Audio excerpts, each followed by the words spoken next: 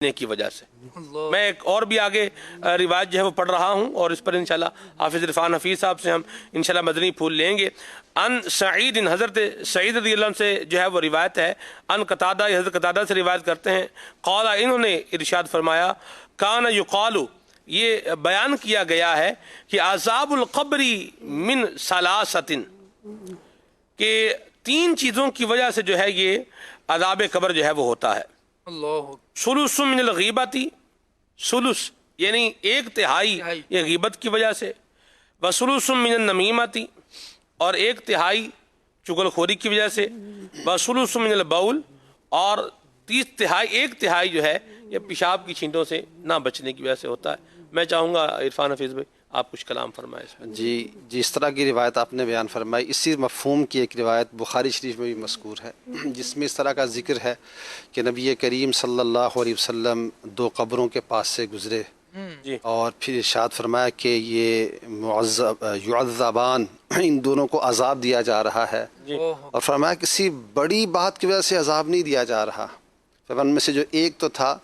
وہ نمیمہ یعنی چغل خوری میں مبتلا تھا، اور دوسرا فرمایا کہ وہ پیشاب کی چھینٹوں سے نہیں بچتا تھا۔ یہ بظاہر جس کو ہم سمجھتے ہیں کہ چھوٹے سے گناہ ہیں، لیکن فی نفس ہی جو اگر دیکھا جائے تو ان کا جو اثر ہے، اگرچہ غیبت اور چغلی کی بات کی جائے بالخصوص، تو چغلی اور غیبت یہ ایسے گناہ ہیں کہ جو دوسرے کی ایذا کا باعث بنتے ہیں، دوسرے مسلمان کو اس سے تکلیف اور دکھ پہنچتا ہے، اور انسان اس عمل کو بیان کرنے سے اس کو بظاہر حاصل کچھ نہیں ہوتا نا، کہ بندہ کوئی کام کرتا ہے، کوئی کسی کو کچھ ظاہری کوئی فائدہ بھی لے لیتا ہے، اس کا ظاہری فائدہ کچھ بھی نہیں ہوتا سوائے وہ زبان کے بیان کرنے کی لذت یا سامنے والے جو سن رہے ہیں ان کا ریئیکٹ، اچھا اس نے یوں کہہ دیا، اچھا واقعتاً یوں ہوا تھا۔ اب اس ذوق اپنے کو تسکین پہنچانے کے لیے بندہ اس میں پھر چیزیں ملا کر ایڈ کرتا ہے، اور نہیں جانتا کہ زبان کی یہ بے احتیاطی بروز قیامت کہیں عذاب قبر کا سبب نہ بن جائے۔ اور حدیث پاک مجھے یاد آ گئی جس میں نبی کریم صلی اللہ علیہ وآلہ وسلم نے ارشاد فرمایا، من کان یؤمن باللہ والیوم الآخر فلیقل خیرا او لیصمت، جو اللہ تعالیٰ اور آخرت پر ایمان رکھتا ہے اسے چاہیے کہ یا تو وہ اچھی بات کہے، زبان کا استعمال کرے تو اچھا کرے، اور پھر یا خاموش رہے۔ اور بہترین بات یہ ہے جو ہمارے بزرگ فرماتے ہیں کہ جب آپس میں 2 بات کر رہے ہوں تو تیسرے کا ذکر ہی نہ کیا جائے۔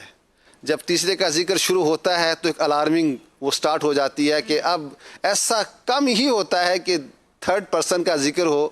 اور کوئی اس کی نیگیٹو بات ڈسکس نہ کی جائے۔ بہرحال یہ ایک ایسا عمل ہے کہ جس کے سبب قبر میں عذاب دیا جا سکتا ہے۔ اور دوسرا فرمایا کہ وہ پیشاب کی چھینٹوں سے نہ بچنا، یہ بھی بہت امپورٹنٹ چیز ہے۔ انسان پاکی اور پاکیزگی اور طہارت کا خیال اس کو کرنا چاہیے۔ اللہ تبارک و تعالی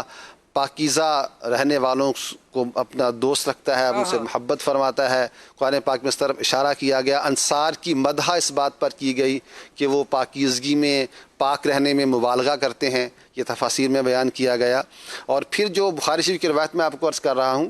اس کے آخر میں یہ بھی ہے کہ نبی کریم صلی اللہ علیہ وسلم نے ایک شاخ وہ لی کاٹی، تر شاخ، اور اس کو قبروں پر گاڑ دیا، اور فرمایا کہ جب تک یہ تر رہے گی تو ان کے عذاب میں تخفیف رہے گی۔ تو عذاب قبر کا یہ سبب بھی ہے، ہمیں یہ بھی سیکھنے کو ملا، اور یہ بھی سیکھنے کو ملا کہ ہم اگر قبر کے اوپر کوئی تر گھاس وغیرہ یا چیز رکھتے ہیں، اسی سے علماء نے یہ بیان فرمایا کہ یہ مستحب ہے قبروں کے اوپر پھول وغیرہ رکھنا، تاکہ جب تک وہ تر رہیں گے وہ تسبیح کرتے رہیں گے، اور اس سے میت کو اس کا ثواب حاصل ہوگا، اور اگر وہ عذاب میں مبتلا ہے تو اس کے عذاب میں کمی ہوگی۔ بڑی خوبصورت بات ہے۔